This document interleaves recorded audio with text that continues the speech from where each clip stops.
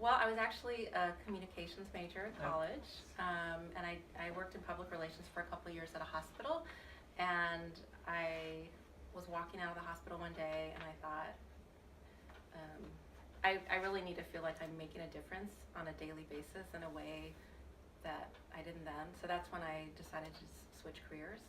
And my second practicum in my doctoral program was in a college counseling center at Virginia Commonwealth University, and I fell in love with counseling center work, and I knew at that point that's always what I wanted to do. Student. Yeah. So, so there's different types of appointments, but for an initial assessment, a student will schedule that. It usually takes about an hour and a half. So the first 20 to 30 minutes, they come in and they fill out paperwork at the computer stations. It's demographic information. It's our CCAPS, which assesses different areas of struggle that students might be having. There's a lot of specific questions about substance use, different things that would cause stress in a student's life. So they fill out that paperwork.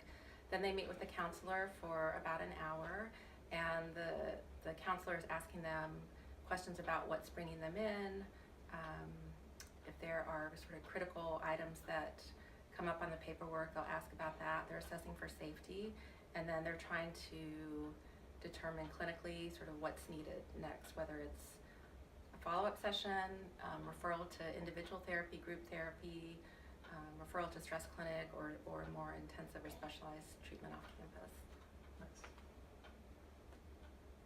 If it's a triage appointment, or we have from 8:30 to 3:30 every day, we have crisis walk-in appointments. So that's just filling out a brief questionnaire about what's bringing the person in, and then they'll meet with a counselor for a crisis appointment. Those are typically brief, like 15 to 20-minute appointments, but they have the potential to go longer if it seems like a full assessment is needed. Gotcha. Right. It was intense. Yeah.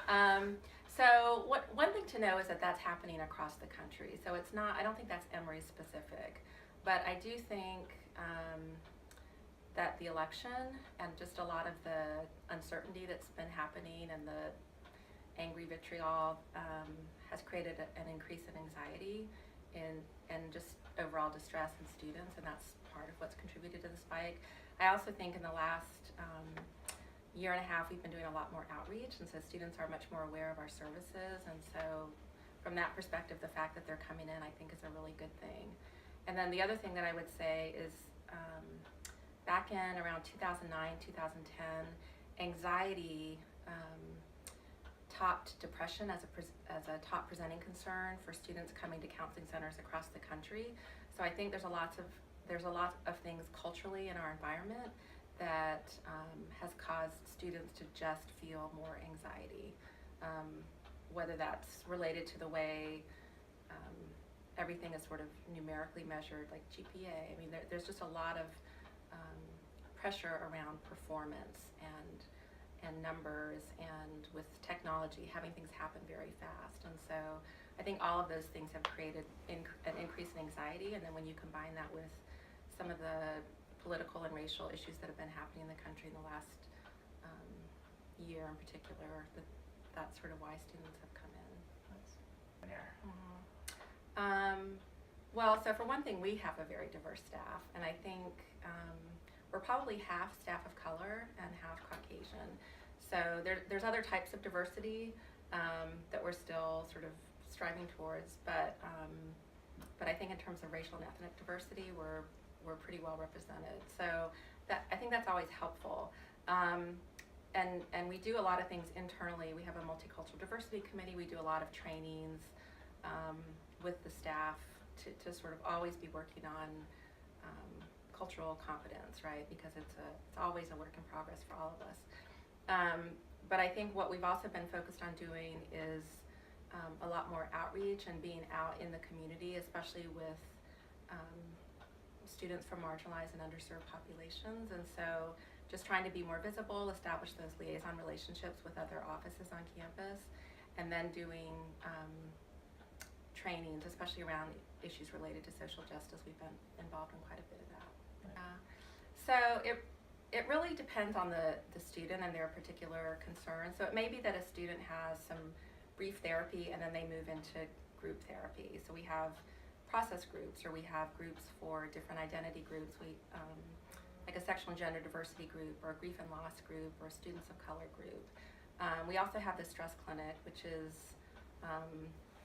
uses some of the most sophisticated biofeedback equipment that's out there, and we have recurring classes, so students can take those classes.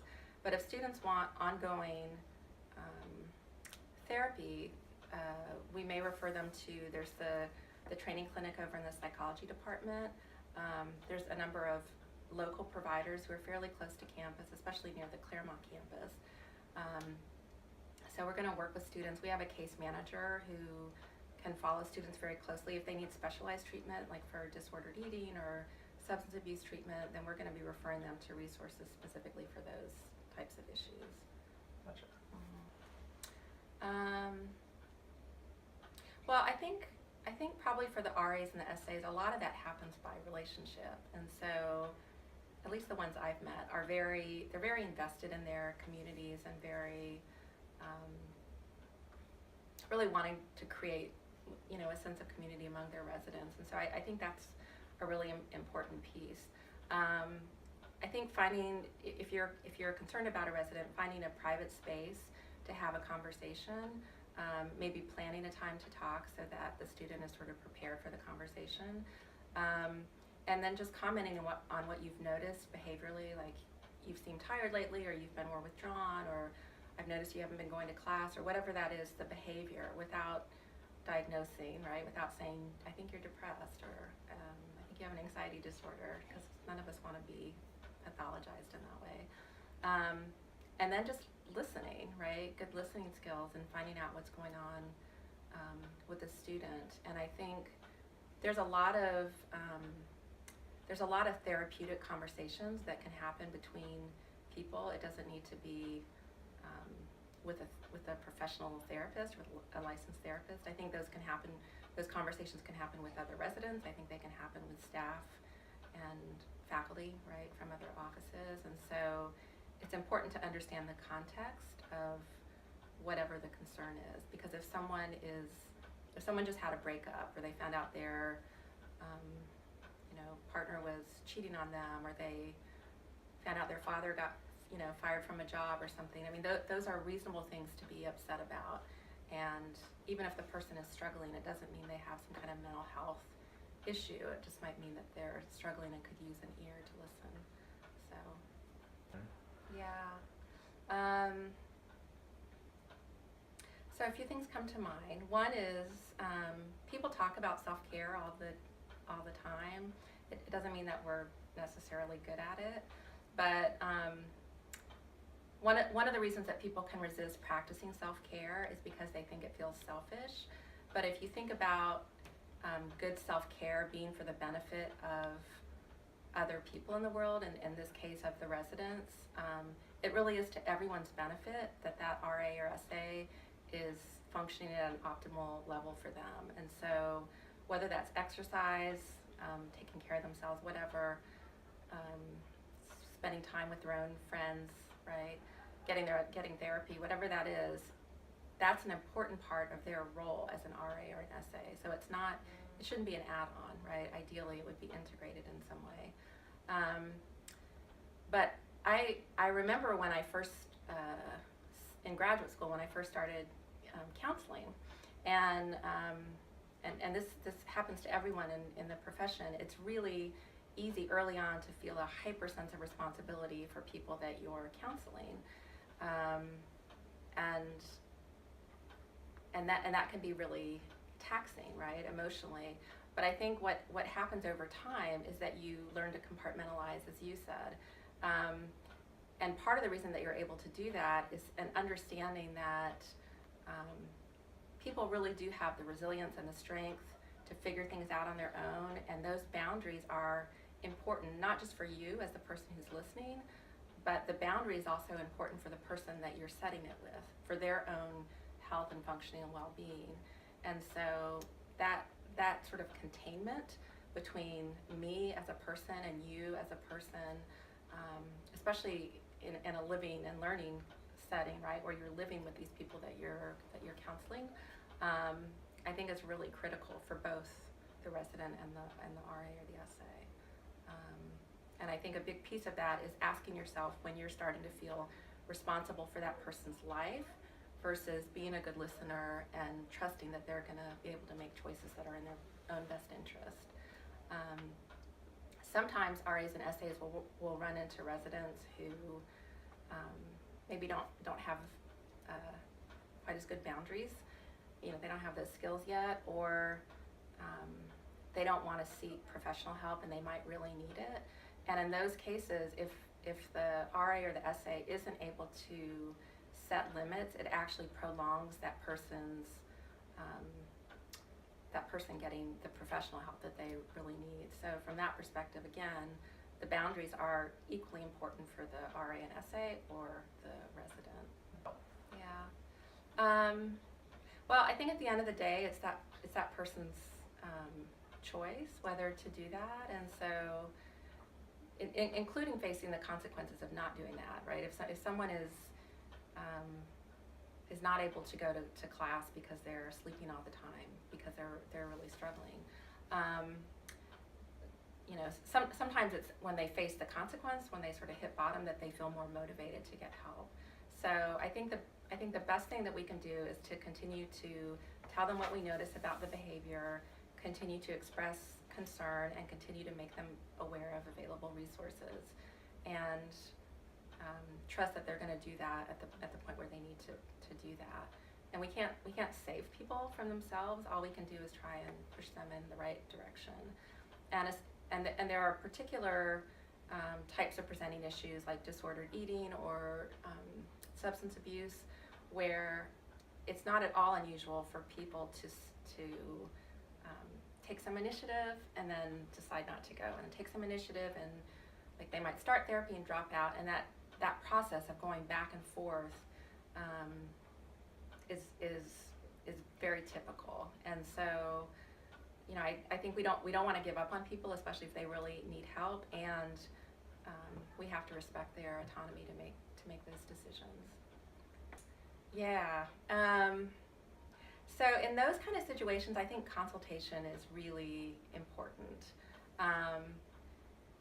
because at that point the person has to ask themselves, how do you draw the line between being a good friend, being a good RASA, and just feeding into a toxic system, right, where there are no boundaries.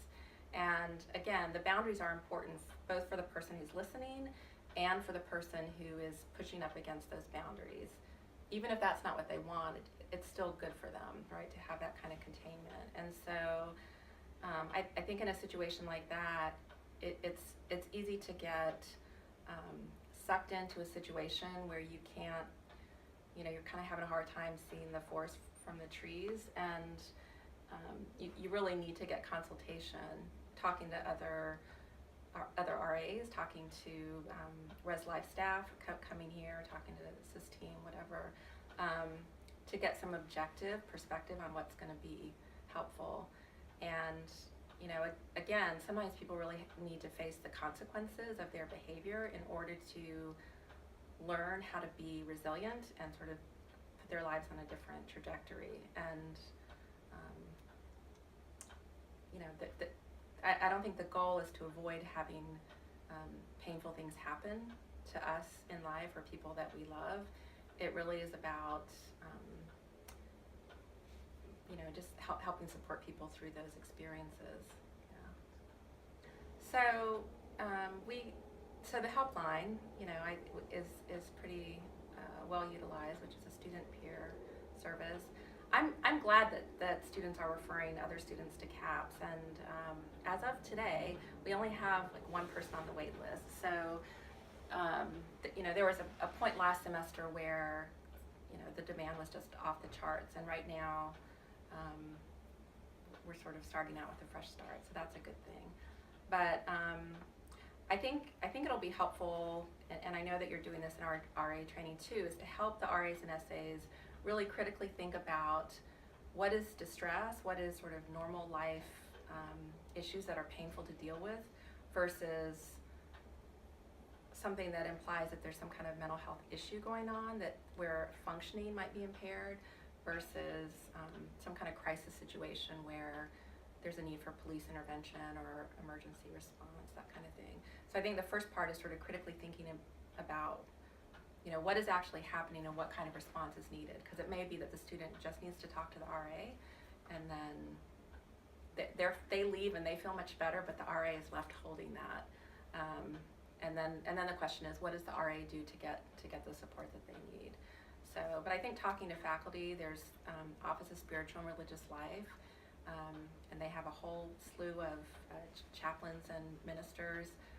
The Career Center is a good option, the Office of Undergraduate Education, the Identity Centers on campus, trusted faculty, you know, the Res Life staff. I mean, there are a ton of resources at Emory to provide support, and I think the main thing for the RAs and SAs is to trust their own skills, and then to get support and consultation when they need it, so that they can get some reassurance that they're making the right decisions. Well, I love working with students, both undergraduate and graduate and professional school students, because the work feels very meaningful work.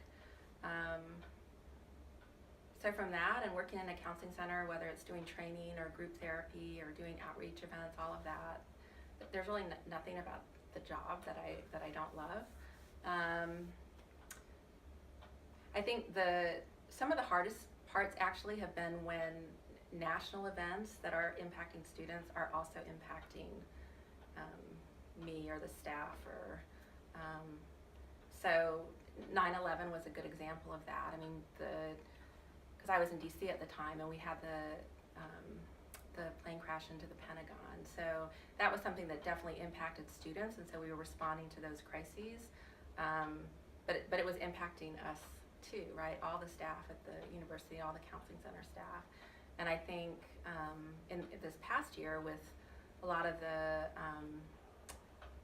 violence that's happened, you know, with the shootings and the killings of Black individuals in particular, or some of the ugliness around the election. I mean, that's impacted me personally, and I'm needing to respond and support students, and so that it just adds a layer of complexity and personal investment in issues that I'm invested in the person, but whatever the issues that they're struggling with, I'm removed from it a little bit. So that's been a